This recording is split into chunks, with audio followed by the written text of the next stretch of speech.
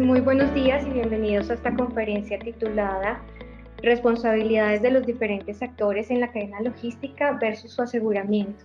Evento organizado por Ya Insurance, el broker de seguros especializado en el sector logístico con mayor presencia en Latinoamérica.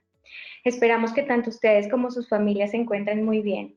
Sus inquietudes podrán escribirlas en la sección Preguntas, identificada con un signo de interrogación al lado derecho de sus pantallas.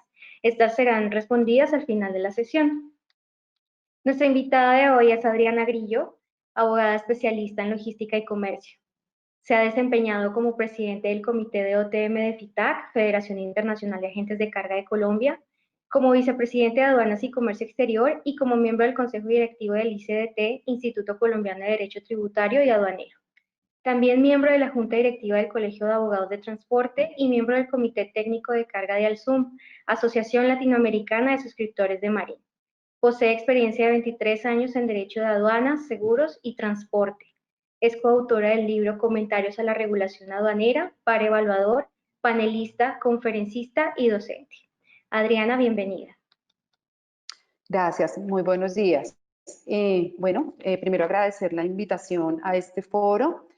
Espero poder transmitir de forma muy práctica lo que uno ve a manera global en la región para el tema del aseguramiento de las operaciones de comercio exterior, más que un tema jurídico, siendo digamos, mi formación de abogada. Quiero ser sencilla en lo que les quiero comentar, en lo que uno en el día a día. Vamos a tener las preguntas al final, desde la perspectiva de creer o considerar que en el desarrollo de la charla iré pues resolviendo las consultas o las preguntas que ustedes tengan. Entonces, pues no siendo más, voy a iniciar con la presentación.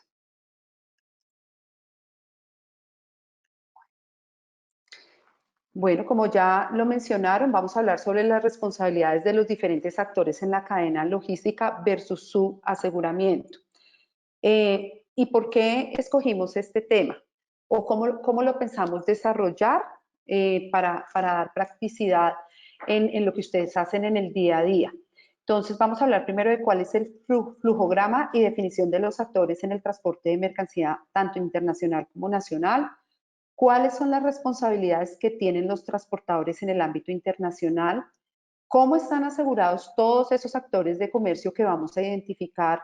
Si hay seguros, si no hay seguros, qué tan eficiente puede ser como esa política de aseguramiento en una operación. ¿Qué riesgos tenemos en las cadenas internacionales y en las operaciones locales? ¿Cuáles son los efectos económicos y operativos cuando no existe una política de aseguramiento? Y unas buenas prácticas que nos gusta mencionar como para hacer conciencia al interior de las organizaciones.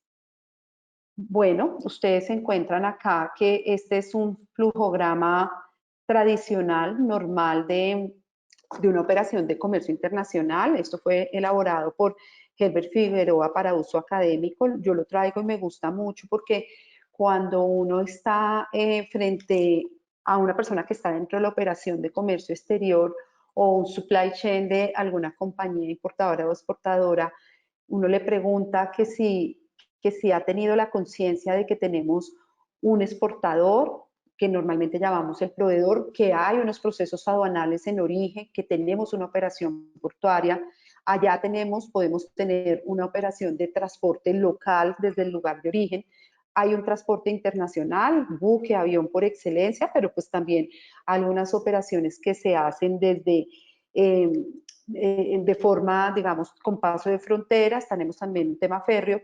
En igual medida o idéntica medida pasa cuando llegamos al lugar de origen donde tenemos estos mismos actores. Entonces, cuando uno pregunta quién se encarga de hacer toda tu operación, pues normalmente las respuestas son o un agente de carga o un operador logístico me coordina toda esta operación. Y encuentra uno que en el contratante de la operación, cuando les preguntas, bueno, ¿y quién hace la parte aduanal allá? ¿Es el agente de carga o hay un agente de aduanas o es requisito ese agente de aduanas? ¿Quién te coordina la operación portuaria? ¿Tú sabes cómo se le entrega al buque, cómo se le entrega al aeropuerto?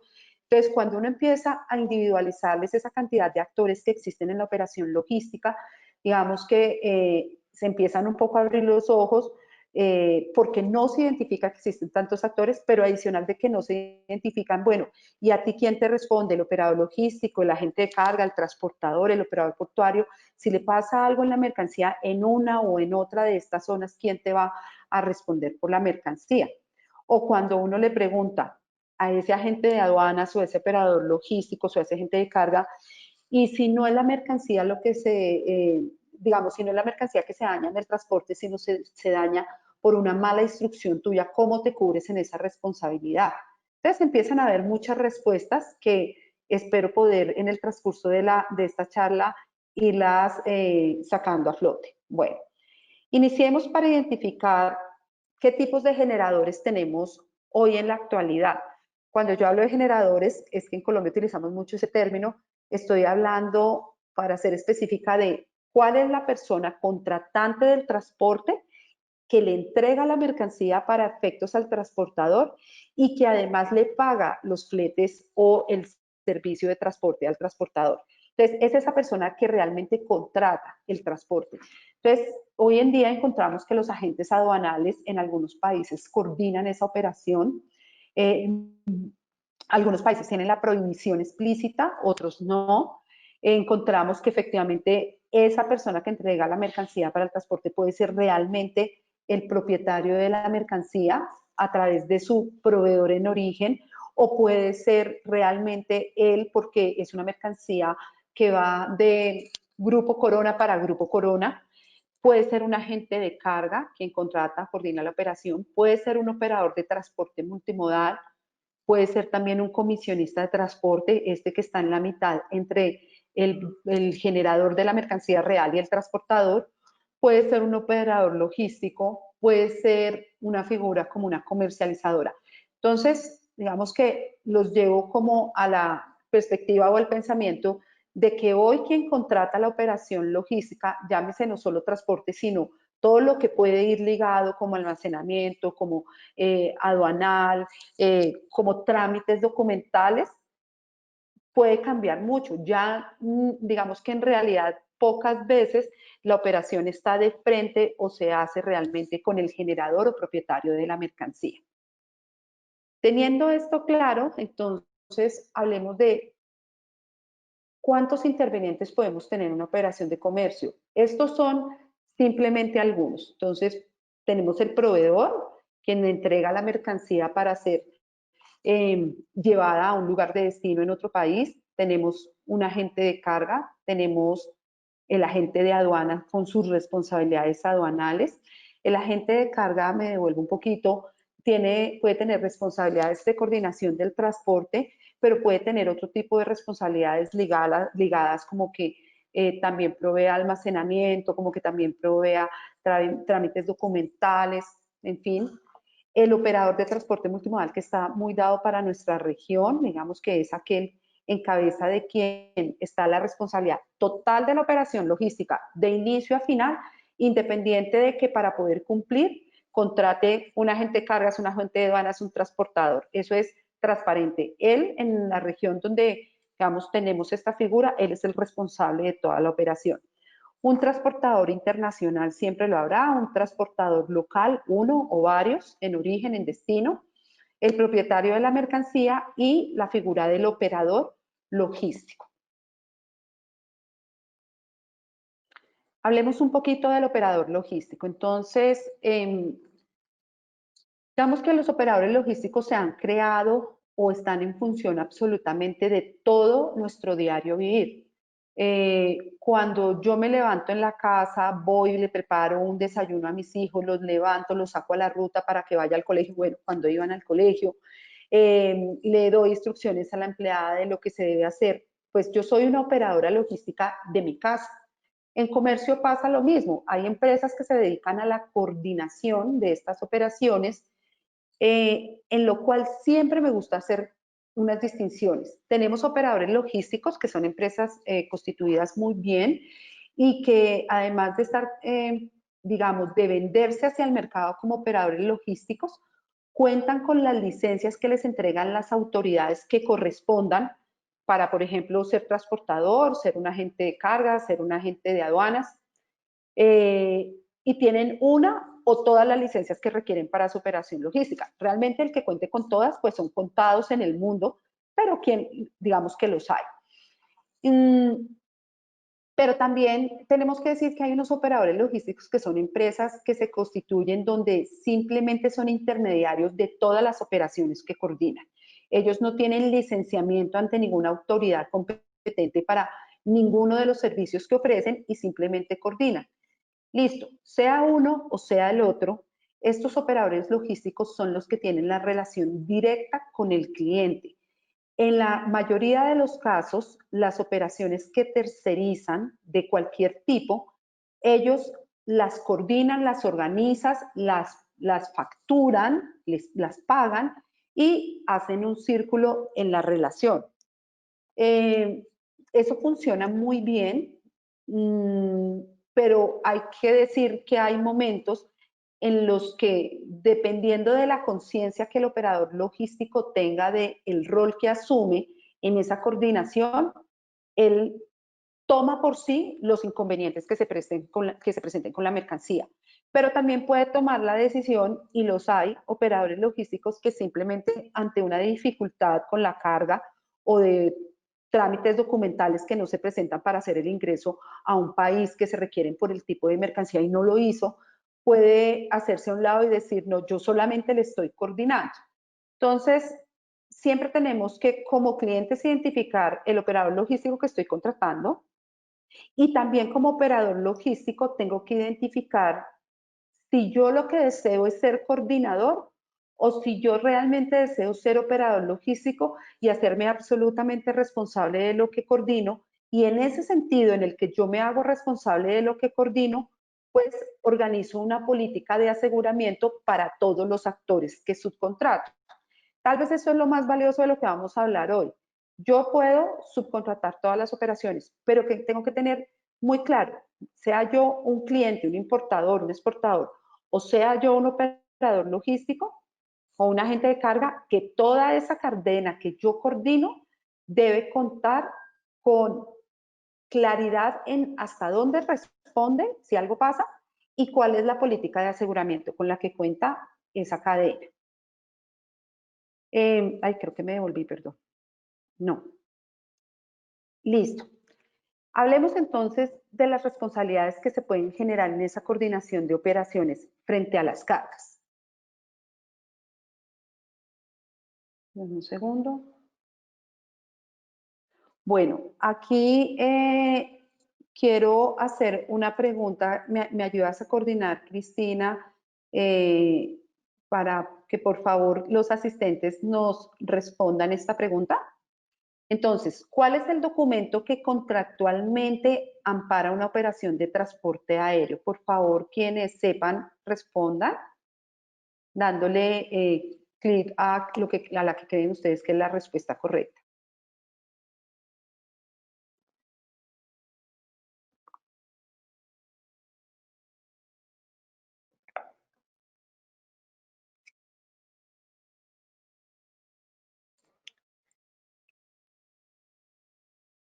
Listo, ¿me regalan por favor los resultados?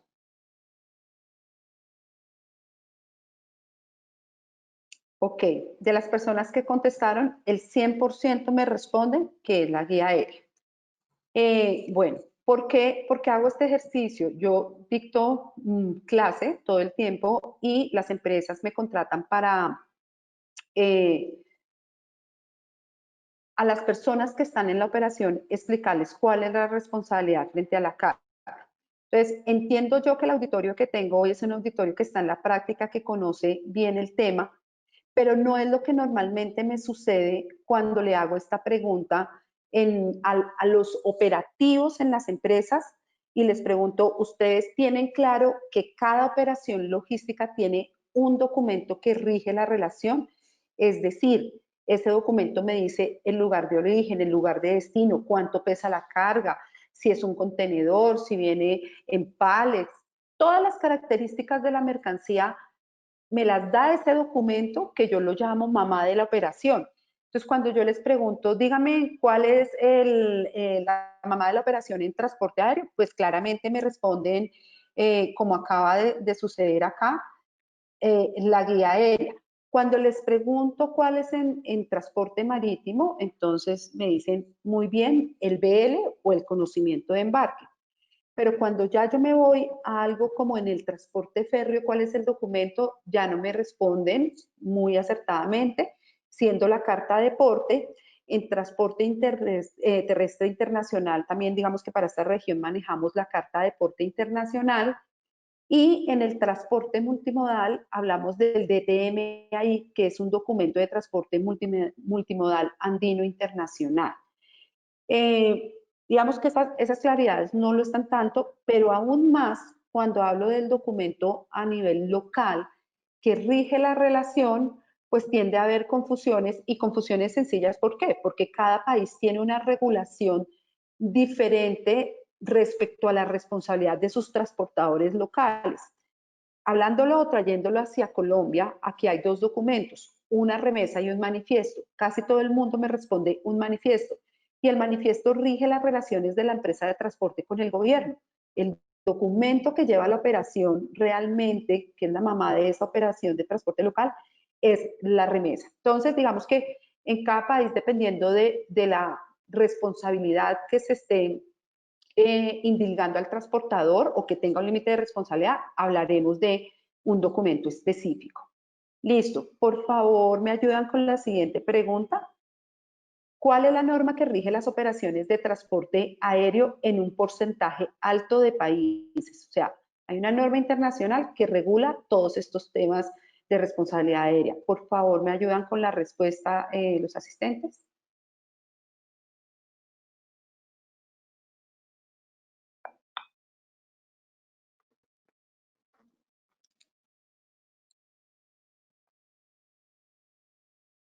Perfecto, miremos resultados, por favor.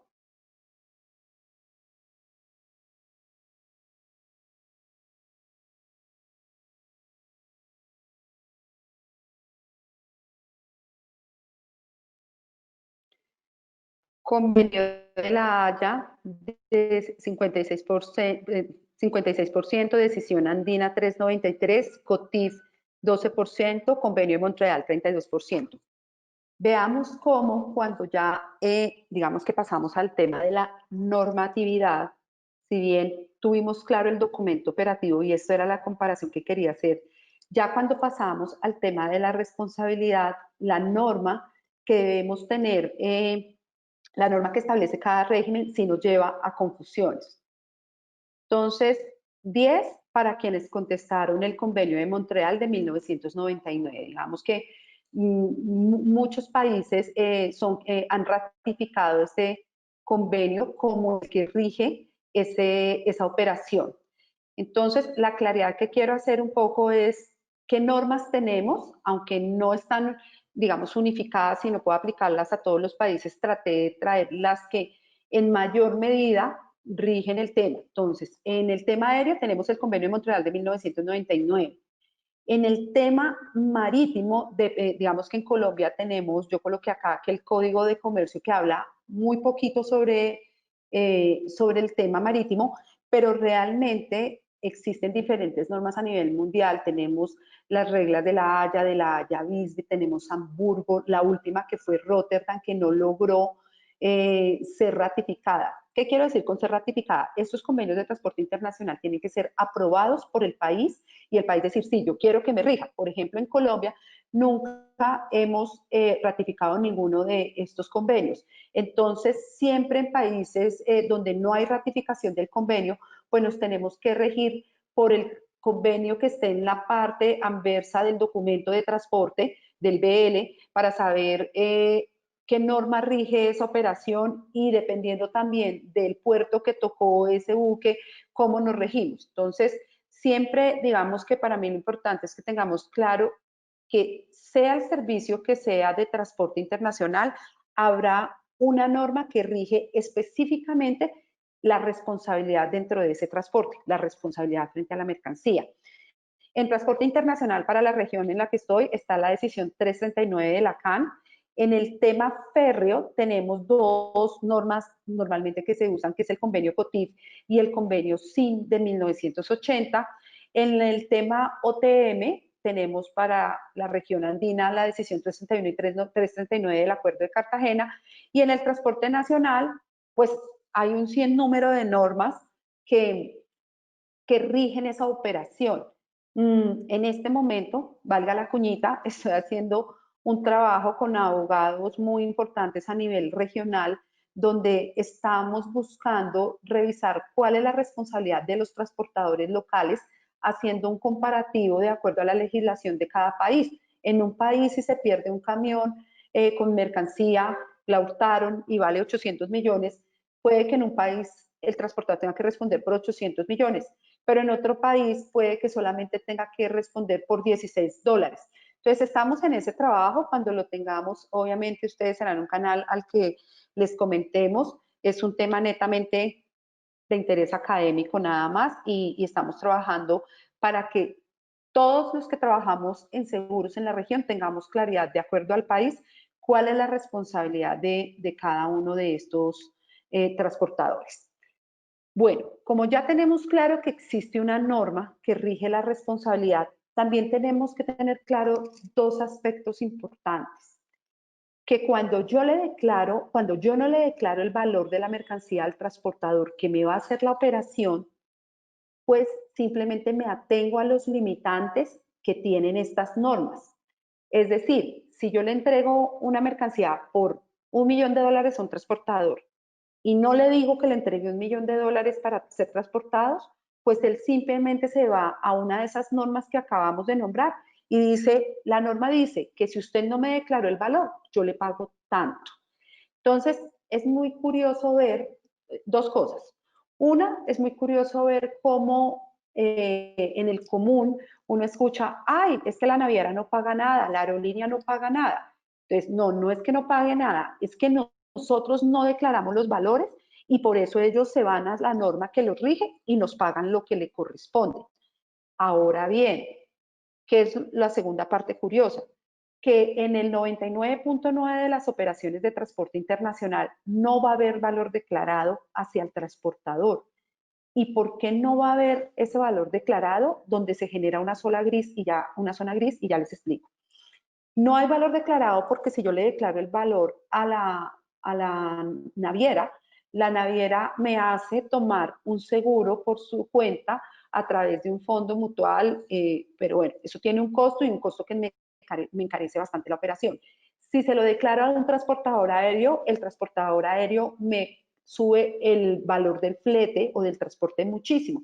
Entonces eso hace que desde la práctica no exista valores declarados normalmente en el transporte internacional porque encarece la labor. Entonces, hay una zona gris ahí y es la siguiente.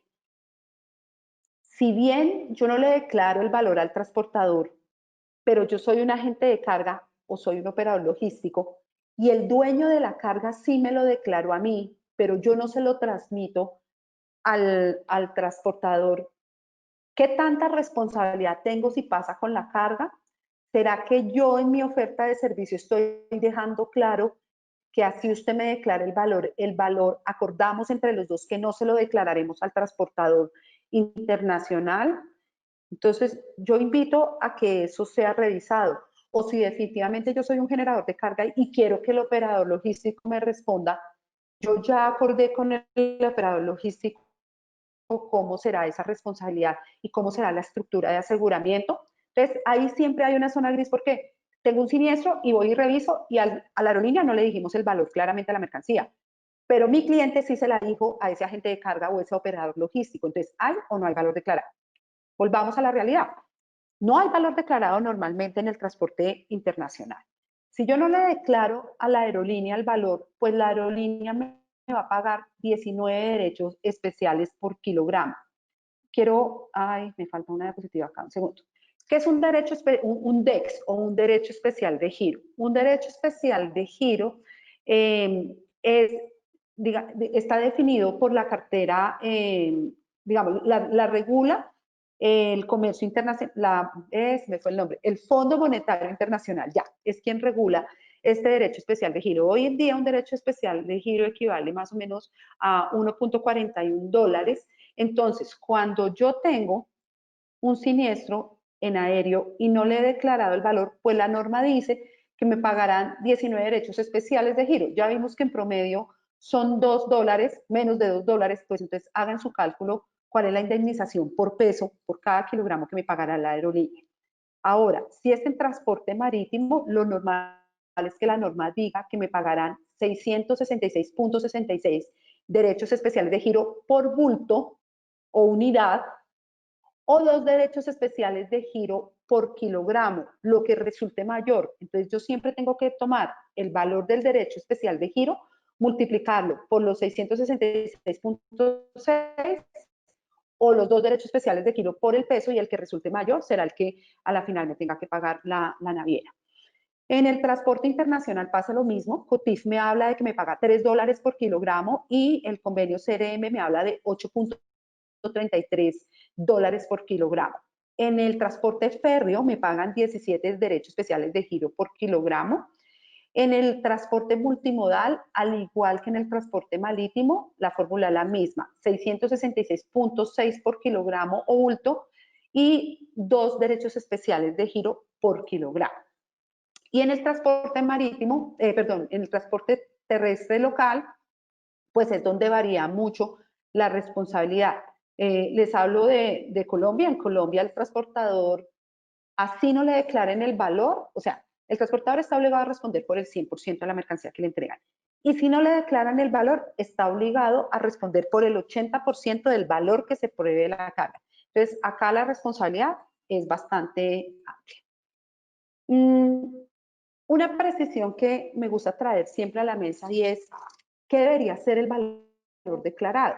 Claro, tú le puedes meter otra cantidad de cosas, que gastos en origen, gastos en destino, bueno, una serie de cosas, pero lo que realmente debería ser para cubrir la pérdida, y no estoy hablando del valor declarado que yo le entregue al transportador si decido hacerlo, sino estoy hablando también del valor que yo considero debo asegurar cuando tomo un seguro. Yo encuentro en la mayoría de los casos que cuando tomo un seguro para un transporte internacional y quiero proteger mi carga, la práctica ha hecho que yo asegure la mercancía por el valor FOB, es decir, por el valor de adquisición al proveedor, más colocada en el puerto. Entonces, listo, como que nos ceñimos al valor FOB. Entonces yo digo, no, metámosle flete internacional que vale platica, metámosle también o incluyámosle el arancel y los impuestos, el IVA, el arancel, depende del país, y también el flete local de ese transporte. Entonces, cuando yo pretendo asegurar una mercancía, no me puedo quedar en el valor FOB, porque si la mercancía se pierde, pues bien sea el transportador, el operador logístico o vía seguro, mi recuperación va a ser del valor FOB. Y esos otros temas intrínsecos que se pueden mover entre un 10 al 30%, ¿quién me los paga? Pues si yo no los declaré, no, nadie está obligado a pagármelos. Si yo no los aseguré, tampoco la aseguradora está obligada a pagármelos. Entonces siempre llamo la atención en que el valor que yo debo declarar debe ser el valor que yo pretendo recuperar en caso de alguna pérdida de mercancías. Bueno,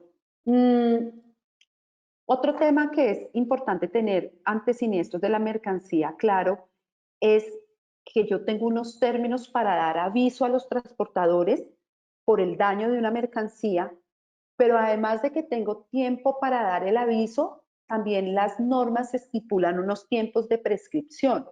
¿Qué es la prescripción?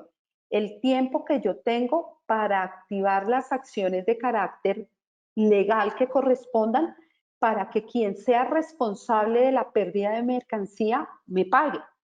Entonces, digamos que hay una diferenciación en todos los medios de transporte importante y es en el transporte aéreo. En el transporte aéreo, cuando hablamos de averías de mercancía, que yo noto que llegó dañadita, que llegó estropeada, tengo 14 días para reclamarle a la aerolínea o darle el aviso. ¿Qué consecuencia tiene, especialmente en aéreo, que yo no le dé el aviso? que ya no puedo a través después de la vía legal o judicial cobrarle a la aerolínea. Para que yo pueda cobrarle dentro de los 2 años siguientes a la aerolínea, debo haberle avisado dentro de los 14 días.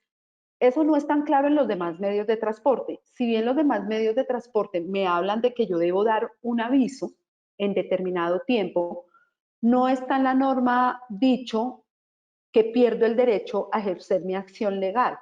Digamos que lo que puede es la contraparte decir que como yo no le di aviso dentro de los 6 días o dentro de los 5 días o los 3 días, se entiende cumplido el contrato, se entiende que yo recibí a satisfacción, pero no me quita ese derecho que tengo para activar una acción legal.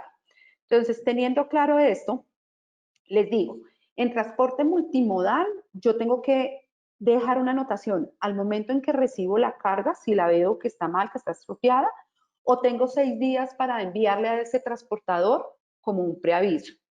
Y aquí es importante, en transporte multimodal solo son 9 meses para ejercer la acción legal. Si usted no ejerce la acción legal dentro de los 9 meses, perdió su derecho a reclamar y está prescrita la acción. En transporte marítimo debe ser al momento de la entrega, lo cual operativamente ustedes saben resulta imposible, eso no se logra, tiene que ser un daño muy evidente, pero por la misma operación de los puertos yo no lo logro evidenciar. Entonces me dice que tengo 3 días y digamos que dependiendo de la regulación que se tenga, hablamos de que el término de prescripción puede ser de 1 año o de 2 años. Por ejemplo, acá en Colombia se considera 2 años si el juez se va por la norma nacional, porque como Colombia nunca ha ratificado un convenio, pues no está obligado a irse por, no está obligado entre comillas, a irse por ese convenio internacional. Pero digamos que yo siempre lo manejo en mi cabeza 1 año. Cualquier acción que sea para reclamar un daño generado en transporte marítimo será de 1 año.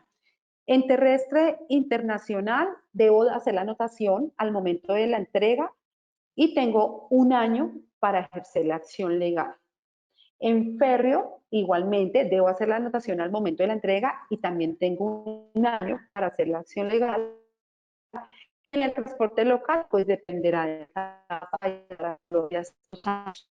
Entonces, importante tener claro, una cosa es el aviso para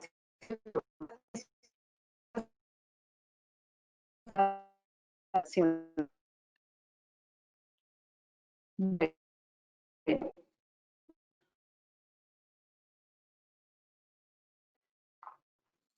¿Qué responsable el agente de carga si lo aplica un al operador logístico? Los, los que intervienen en las operaciones de transporte internacional, los ayudan a coordinar, como es el papel del agente de carga, pues está limitado por las responsabilidades de las normas que acabamos de ver. O sea, ustedes nunca van a ver que se averió una mercancía y que a la naviera la exoneraron de responsabilidad y a la agente de carga lo condenan. O sea, si el daño ocurre en ejercicio de la operación de transporte, todos los actores estarán ligados por los mismos limitantes de responsabilidad y tendrán la misma responsabilidad. Si son exonerados, son exonerados. Pero ¿qué pasa cuando yo como operador logístico o agente de carga me equivoco y me entregan unos vinos que deben ser transportados desde Francia hasta Ecuador y los vinos deben ir con una manta térmica que no les haga perder temperatura? Y yo olvidé esa instrucción y no le coloco la manta. Y en el paso por una zona tropical se subió la temperatura y el vino se dañó. No sirve para consumo. ¿O qué pasa cuando la mercancía me dicen que va para Perú y yo me equivoqué y la envié a Bolivia? ¿Será que ahí también me puedo exonerar de responsabilidad? Pues no, digamos que hay muchas sentencias a nivel general o global que dicen que cuando se trata de un error o una omisión que yo como coordinador de la operación logística cometo, pues yo no me puedo cobijar sobre los limitantes de responsabilidad de ese transporte que yo estaba coordinando. En esos casos, yo soy absolutamente responsable de lo que pase con esa mercancía. Puedo alegar que yo estaba actuando por representación, en mandato, lo que sea, pero si la culpa o el dolo están absolutamente probados y cometí un error o una omisión que genera el daño, la pérdida o perjuicios de mi cliente, pues obviamente seré responsable. Y ahí entonces yo siempre le pregunto a las empresas, ¿usted cómo cubre ese riesgo? Ah, no, doctora, nosotros tenemos unas pólizas para las mercancías. No, esto no lo cubre una póliza de mercancías. Esto es una póliza de responsabilidad profesional o errores o omisiones, dependiendo del país, se maneja diferente. En Argentina son expertos en este tipo de pólizas, en España también lo son. No tenemos mucha cultura hacia los países de esta región de esa conciencia de que nuestras actuaciones o nuestras omisiones pueden generar unas pérdidas. Una póliza de mercancías no cubre este tipo de errores o omisiones. Entonces, es importante tener conciencia respecto a ello. ¿Cómo es la estructura de aseguramiento en las operaciones de comercio? Entonces, el generador, propietario de la mercancía, ¿tiene o no tiene seguro? ¿Está obligado o no está obligado? Digamos que uno ve que las corporaciones grandes normalmente tienen unos seguros globales que cubren, pero cuando estamos ante importadores pequeños, importadores emprendedores que están arrancando, ¿hasta dónde esa política y esa conciencia de aseguramiento está dada? O hay empresas que son muy dadas a cobrarle o a que sus operadores sean quienes respondan específicamente por las pérdidas. Listo. Teniendo claro ese panorama, el operador logístico cuenta con esos seguros para proteger las operaciones. ¿Está obligado? ¿No está obligado?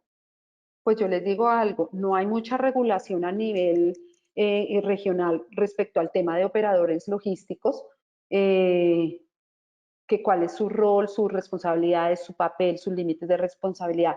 Vamos que no hay mucha regulación respecto a ello. Entonces, ¿hasta dónde el operador logístico cuenta con, cuenta con seguros propios? No los que le venden al cliente, sino su seguro propio por si algo pasa y a la final tiene que responder. ¿El agente de carga cuenta con esos seguros? ¿O simplemente el agente de carga en su cabeza tiene que es un coordinador de una operación y que no necesita un seguro? El operador de transporte multimodal, por lo menos hacia la región, pues ellos sí, como los regula siempre la entidad local de cada país, el Ministerio de Transporte, llamémoslo, o la Dirección de Transporte, pues esa entidad sí los obliga a tener una póliza, no solamente para las mercancías, sino para los daños a terceros. Y esto nace mucho de la decisión andina 393 y el Acuerdo de Cartagena. Y también tenemos unos transportadores locales en cada país que de acuerdo a su responsabilidad contratarán o no contratarán seguro.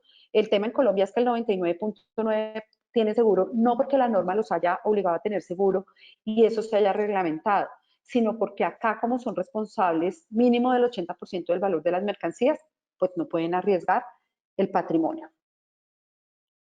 Primeras conclusiones que quiero traer. Entonces, los transportadores internacionales y operadores de transporte multimodal cuentan con una legislación que les limita su responsabilidad frente a la carga y frente a terceros. Entonces, si algo sucede, yo respondo hasta acá y normalmente no tengo valor declarado, entonces mi responsabilidad está dada en derechos especiales de giros. El operador logístico hoy en día es el ente a través del cual se tercerizan la mayoría de las operaciones de comercio. Por lo cual yo considero, es una percepción muy personal, pero que varios académicos me la han compartido, y es que se necesita una legislación clara frente a lo que es un operador logístico, bien sea una regulación local o regional. Tercera conclusión, cuando el agente de carga y el operador logístico coordinan transporte de carga internacional, no serán responsables si no hay culpa o dolo, es decir, ellos están cobijados por los límites de responsabilidad, pero si se equivocaron, claro que son responsables de la mercancía. ¿Cuáles son los mayores riesgos que encontramos en las operaciones de importación y exportación? Hablándolo respecto a la carga. Muchos daños de mercancía por inadecuados embalajes. La característica del cartón, la forma, el cartón no era porque era mejor traerlo en pales, se da muchísimo, la mercancía llega a su destino destruida. Los errores de despacho se dan muchísimo, lo que yo les mencioné ahorita, va para Bolivia y llega a Ecuador porque el chico que hace el diligenciamiento de los documentos o lo hace en el sistema, digitó mal, escogió mal el país de destino, pasa. Un tema de falta de inspección de las condiciones de recibo de la carga de manos del proveedor. El proveedor, digamos que yo le recibo la carga, van transportadores locales, reciben y no hay ninguna inspección de cómo estoy recibiendo la carga. Es más, me pasa mucho, pero si es que el transportador recibió 7 bultos y el señor local, transportador local, firma y llegaron 5 bultos y no se los hurtó, no nada, y después el proveedor dice, ah, no, los otros 2 bultos estaban acá. Entonces, no hay como esa conciencia de recibo de la carga del proveedor. Inadecuadas o incompletas instrucciones de manipulación. Es carga peligrosa, es carga IMO, tiene que ir señalizada, no puede ir con otro tipo de carga. Y nadie lo dice y se entrega la mercancía, no se señaliza y esto genera pues obviamente siniestros. Y uno que es muy curioso, los últimos años golpeándonos duro es que no se inspecciona el contenedor en el momento del llenado. Entrar, mirar si tiene roturas por las cuales se pueda filtrar el agua, si una de las paredes ya no está resistente para el tipo de carga porque va a traer granel y no lo va a resistir. Digamos que en la agilidad del día a día de nuestras operaciones de comercio, esto es rapidísimo y no nos tomamos el tiempo para hacer este tipo de precisiones. ¿Qué pasa en los riesgos locales? ¿Cuáles son, digamos que la mayor pérdida que se da en los riesgos locales? Depende mucho de características intrínsecas al comercio o al transportador como tal. Entonces, los conductores en la mayoría de la región no tienen unas condiciones de salario, de seguridad social, de protección que sean adecuadas. Por eso es un ente muy susceptible de que entregue información o de ser sobornado o de que venda la carga, como lo llamamos nosotros. También están unas costumbres y es que a pesar de que estamos en países con una alta peligrosidad, el cliente, el generador de la carga dice, no me interesa, necesito que transite nocturno y tiene que traerme la carga de noche y viene con 1.000 millones, con $1.000.000 en el contenedor, pero yo necesito la carga porque la necesito mañana porque tengo una exhibición. No tenemos parqueaderos seguros en nuestras regiones, donde en algunos países no hay como toda esa logística de parqueaderos seguros o las rutas no están tan cubiertas de seguridad. Tema de comunicaciones no permiten una seguridad o un seguimiento preciso, pues la dificultad geográfica de nuestros países hace que obviamente la señal se caiga en algunos sectores y no podamos tener comunicación. Otro tema importante es el manejo de la información. Tenemos permanencias muy largas en zonas aduanales, en puertos, en depósitos, lo que hace que la información de la mercancía que va a circular o que va a salir a tránsito sea manejada por muchas personas en los puertos y se filtre la información y eso hace pues que sea susceptible de hurto. Y unas que son muy claras, inherentes a la carga. La carga es costosísima, son llantas, electrodomésticos, medicamentos, cosas de aseo. Entonces, pues es muy apetecido. O vale mucho o la carga es de aquella que se necesita y que tiene fácil circulación y venta cuando es hurtada. ¿Cómo es la frecuencia de los siniestros? Entonces, tengo en negro avería particular, mucha avería particular desde el punto de vista de los transportes internacionales y depende mucho o se da mucho por lo que ya hablamos anteriormente, no se inspeccionan los embalajes, bueno, en fin.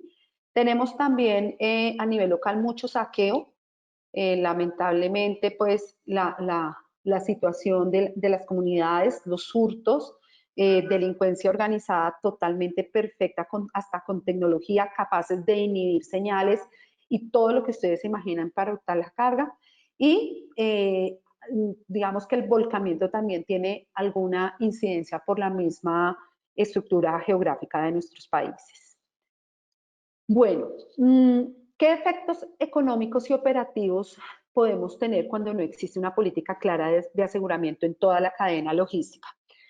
Una que yo llamo mucho la atención y es que siempre contratamos seguros que nos dicen que la cobertura va bajo términos Incoterms y eso está perfecto, siempre y cuando el cliente no me haya dicho algo diferente como, no, a pesar de que es un término Edgeworth y vamos a recibir en fábrica, yo quiero que que es término FOB y no vamos a recibir en fábrica, yo quiero que la mercancía esté asegurada desde Esbor, es decir, desde fábrica, porque si algo pasa, yo no quiero estar mirando quién fue el responsable, que si sí, que si no, o que el seguro que mi proveedor toma cuente con las coberturas tan básicas, porque son las que le obligan el Icotest, que yo no tenga un resarcimiento real de lo que necesito. Entonces, yo siempre les digo, sí, está bien el término Icotest, pero también hay que entender qué es lo que necesita realmente el propietario de la mercancía. Y yo les digo, uno sí puede tener un término FOB y asegurar desde la fábrica. Claramente eso hay que precisárselo a la aseguradora y dejarlo muy bien escrito, estructurado. Y algo que se tiende a confundir en el mercado, el término Icoter no es mi contrato de compraventa. Yo en mi contrato de compraventa, que es otro documento totalmente aparte, puedo determinar un término Icoter y hacer variaciones desde dónde se entrega la carga, dónde nace mi responsabilidad, y no es ilegal, es completamente válido. Ahora, en ausencia del contrato de compraventa, pues me regiré por término Icoter si fue que lo pacté y lo pacté bien, porque también solemos pactar muy mal los términos Icoters. Cuando no se responsabiliza, cuando se responsabiliza al tercero de la pérdida y se contrata con un intermediario, esa estructura o esa figura es difícil. ¿Qué quiero decir? Sí, el transportador es responsable de mi pérdida, pero antes de ese transportador efectivo que tenía la carga, yo tengo en la mitad un agente de carga y un operador logístico. Entonces, yo que soy el dueño de la mercancía, ¿cómo hago para reclamarle y para saltarme esas dos figuras que tengo ahí en la mitad para reclamarle al transportador efectivo? Entonces, yo siempre digo, mejor me aseguro yo y mi aseguradora que se encargue de estructurar la cadena de responsabilidad de ahí para abajo. Cuando se instrucciona en indebida forma el despacho o se omite información, esto es un tema que se debe asegurar, como ya lo dije hace unos minutos, porque definitivamente estamos en una operación que es totalmente de personas y los errores los veo absolutamente todos los días. Mi celular todo el día resuelve, yo más que abogada resuelvo ese tipo de consultas todo el día. Que el muchacho no colocó su partida arancelaria que era, que el muchacho escribió que iba para otro país, que colocó telas en vez de camisas, entonces la autoridad aduanera va a decomisar o a prender la carga. Cuarto, pérdida de mercado por no cumplir los tiempos de entrega. Cuando yo no tengo una política de aseguramiento también puedo tener unos riesgos de perder mercado porque no cumplo con las entregas en el justo a tiempo que me exigen mis clientes. Si yo tengo el tema asegurado, yo logro reaccionar muy rápido y simplemente traigo otro embarque, hago lo que sea, pero puedo reaccionar muy, muy rápido. Pero cuando dependo que me indemnicen son terceros, pues ahí puedo perder clientes. Eso también me puede generar la efectividad de pólizas de cumplimiento o de perjuicios que yo le ocasione a ese cliente mío al que le tenía que entregar la carga y no llegué. Tengo muchos desgastes en tiempos de tramitar indemnizaciones y soluciones eficaces mientras armo toda la estructura de quién es el responsable y cómo armo la figura jurídica para reclamar.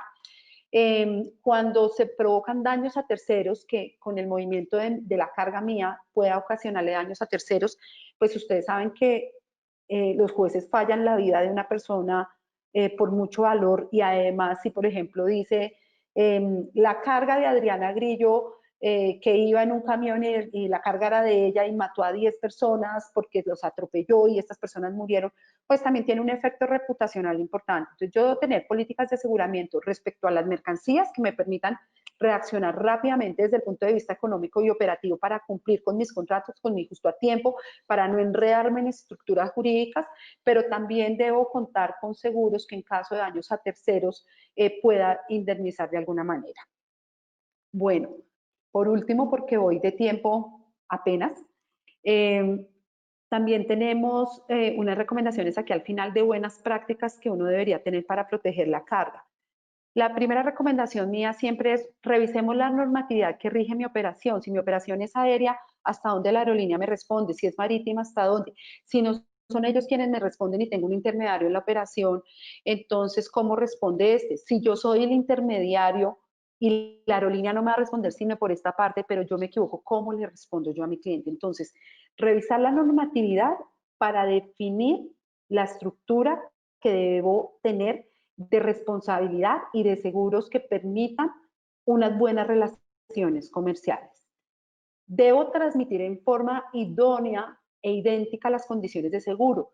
Si yo tengo un seguro y soy operador logístico y le entrego a un transportador y mi seguro me dice que yo debo llevar escoltas o un acompañamiento o no debo transitar nocturno, pues yo se lo debo decir a mi proveedor en idéntica forma para que ese seguro sea efectivo en el momento en que yo tenga un siniestro. Debo tener una política de selección de empaques y embalajes adecuados de acuerdo al tipo de mercancía que yo transporto.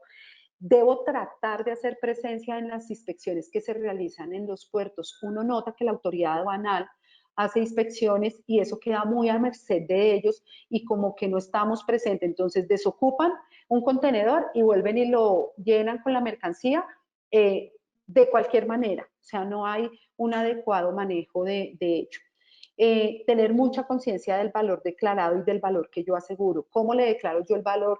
Si es que lo declaro o si definitivamente no declaro, pero aseguro las mercancías, ¿por qué valor realmente las aseguro para que haya cobertura? Perfecto, esto es como lo que tenía para contarles, entonces abro en este momento, si hay preguntas, por favor me ayudan con el tema para poderlas escuchar.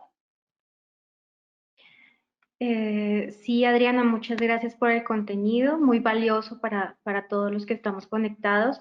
Hay algunas preguntas y comentarios que nos han hecho. Entonces, por ejemplo, nos preguntan, cuando hay declaración de la mercancía en la guía aérea o conocimiento de embarque, entiendo habría una cobertura de un fondo mutual o asegurado a donde se puede dirigir la subrogación. Ok, en el 99% de las operaciones no se da esa declaración de valor porque cuando yo voy a contratar el transporte marítimo, me cobran ese seguro de ese fondo mutual y entiendo desde los números, que no es lo que yo manejo, pero entiendo desde los números y lo que me dicen los operadores o los importadores que se les hace inviable asegurar esa operación o pagar ese monto adicional. Y en el tema aéreo me suben el flete muchísimo, entonces lo que normalmente sucede es que yo me retiro de esa intención de entregar valor declarado y por lo tanto tengo que ser consciente que esos transportadores limitarán su responsabilidad a derechos especiales de giro y de ahí la política de que yo tengo que asegurar mis cargas si es que realmente yo quiero un resarcimiento al 100% en caso de una pérdida. Perfecto, muchas gracias. Luego nos dice Claudia Benítez, para transporte local ya nos escuchó cuánto sería el aviso, cuando estabas hablando de avisos y prescripciones.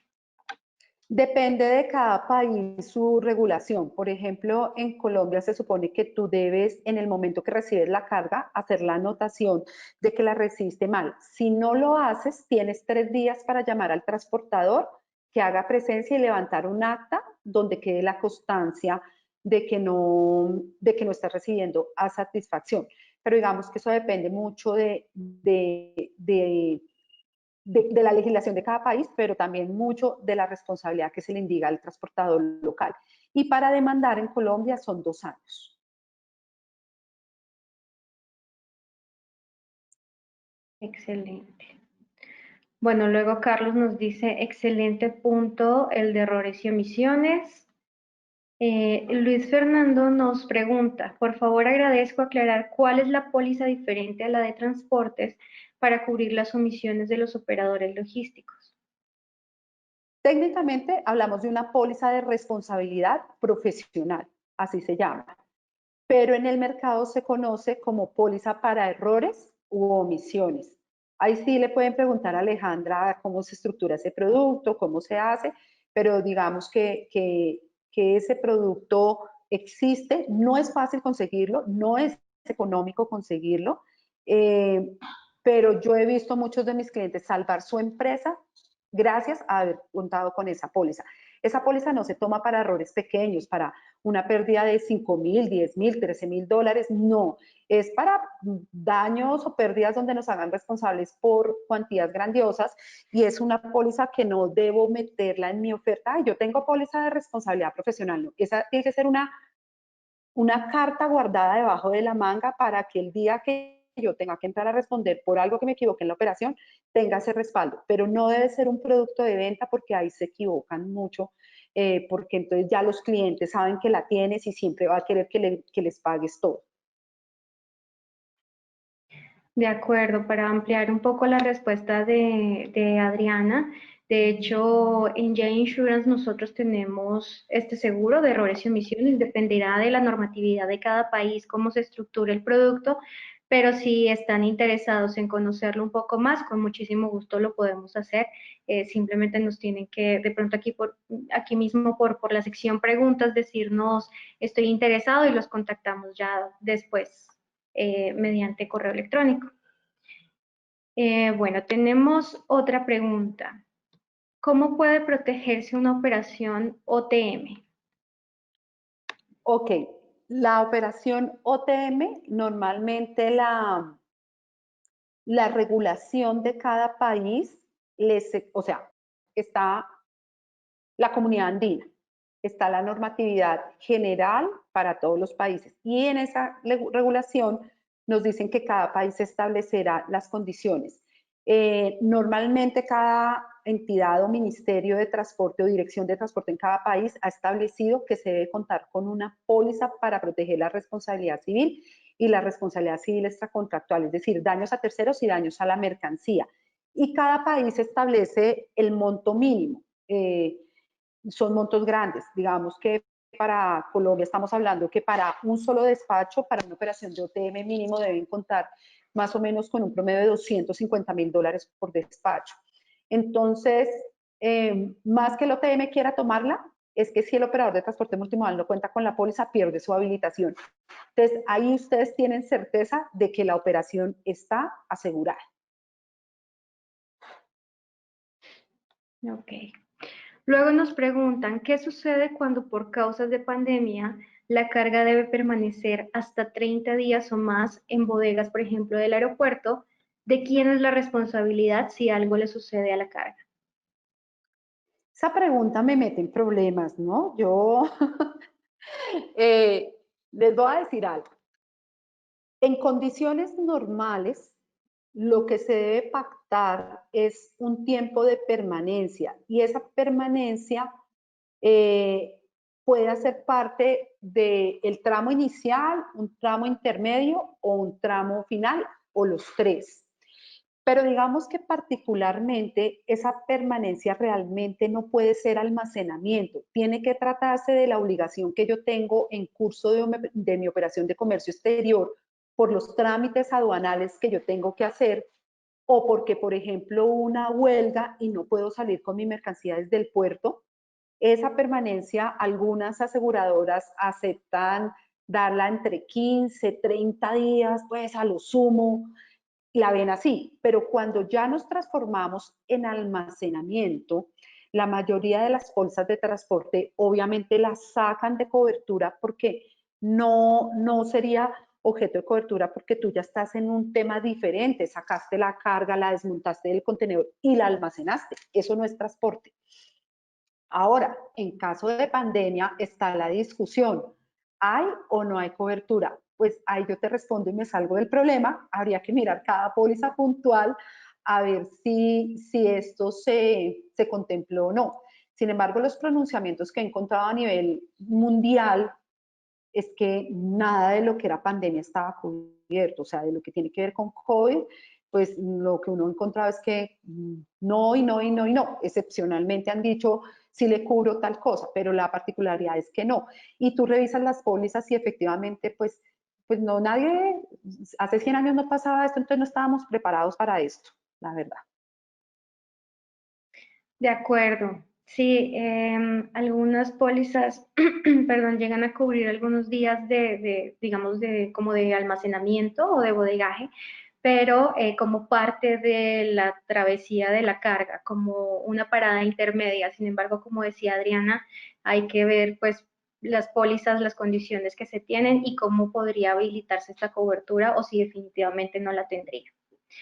Bueno, Adriana, por aquí nos preguntan, en caso de decomiso de la carga por parte de las autoridades, ¿hay cobertura del seguro?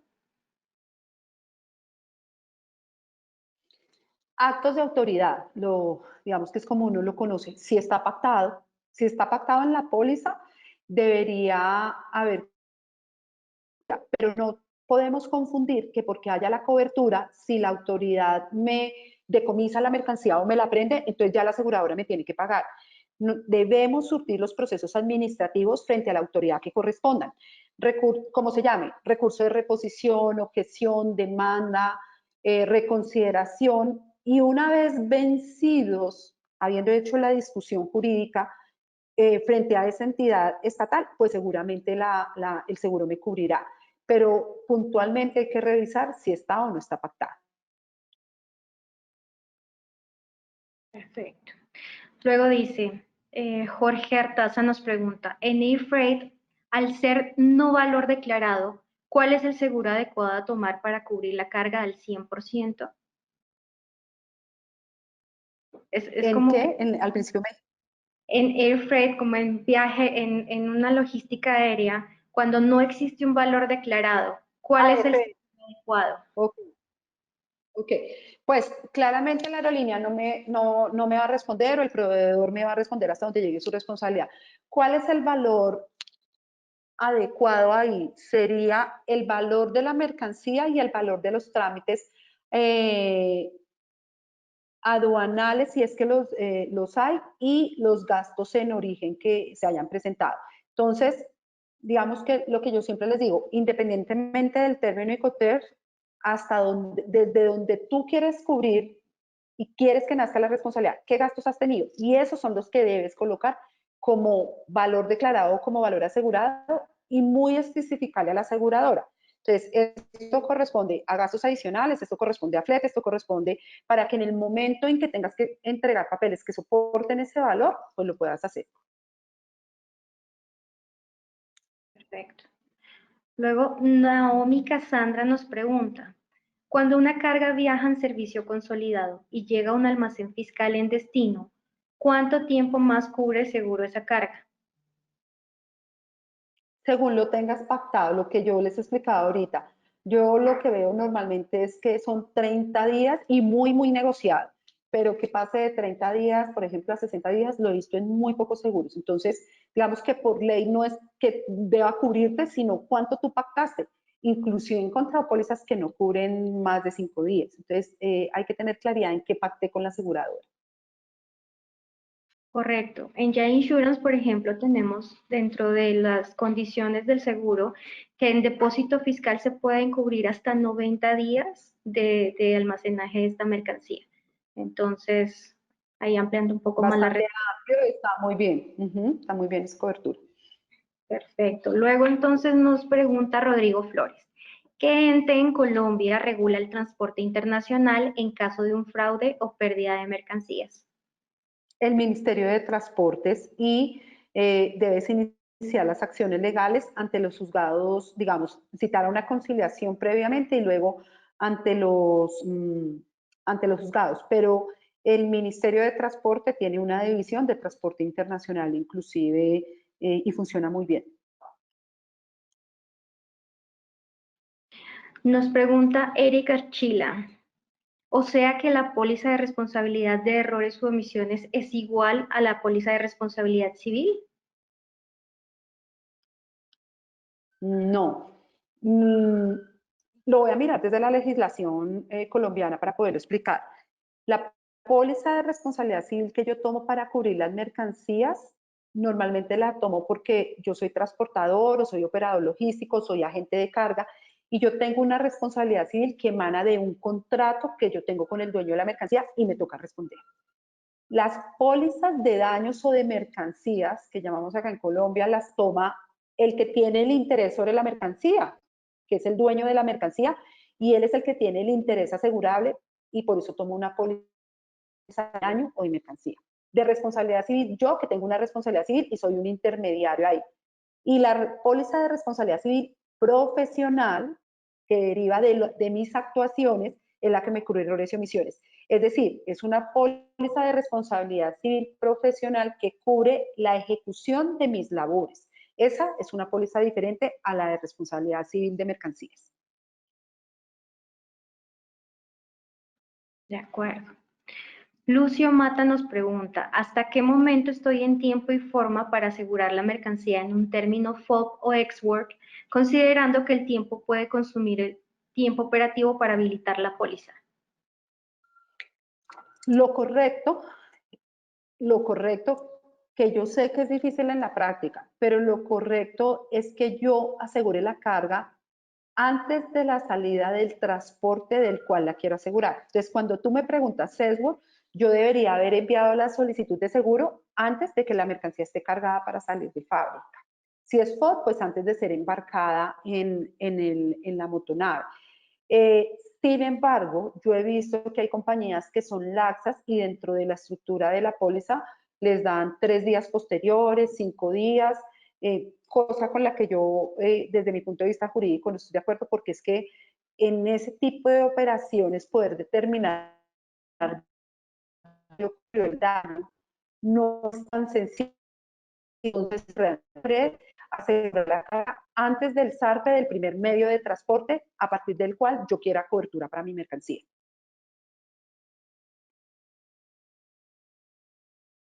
Muchas gracias. Bueno, tenemos muchísimas preguntas, vamos a tratar de responder, no sé, Adriana, hasta qué hora podamos responder preguntas. A Unos mí 3 me da minutos. apenas con el tiempo me da apenas con el tiempo de las personas que se conectan y seguramente ya tienen otra actividad a las 10 en punto. Entonces, yo creería que por respeto a los demás, más que por mi tiempo, Alejandra, una pregunta más para terminar 10 y 10 y respetar como el espacio de los demás. Excelente. Bueno, las preguntas que de pronto no podamos responder aquí en vivo, las estaremos respondiendo a sus correos electrónicos después de la sesión. Bueno, la última pregunta entonces es de Leslie Escobar y nos dice, por ejemplo, si solicito asegurar una carga que debe llegar al aeropuerto, pero luego necesito moverla a un almacén fiscal y de ese almacén fiscal realizaré varios retiros, ¿hasta dónde cubre el seguro? Uy, ok. Muy comúnmente hablamos door to door, puerta a puerta. Entonces, estaríamos hablando que hasta que llegue a ese almacén fiscal, no, porque ahí está en tránsito. Y después la vas a trasladar hasta el destino final, es decir, lo que yo llamo como última milla, pues debería claramente estar cubierto hasta el momento de la entrega. Pero tienes que dejarlo muy preciso en la póliza y manifestar que vas a hacer un paso por el almacén fiscal desde el cual vas a hacer cross-docking, ITR, como quieras llamar la operación, dependiendo del país, pero debes dejarlo muy claro, porque si no lo dejas claro, muy seguramente te van a decir que la cobertura fue hasta el almacén fiscal y que las otras entregas no. Entonces, voy a cerrar con esto, es no es que los seguros no cubren, los seguros cubren todo.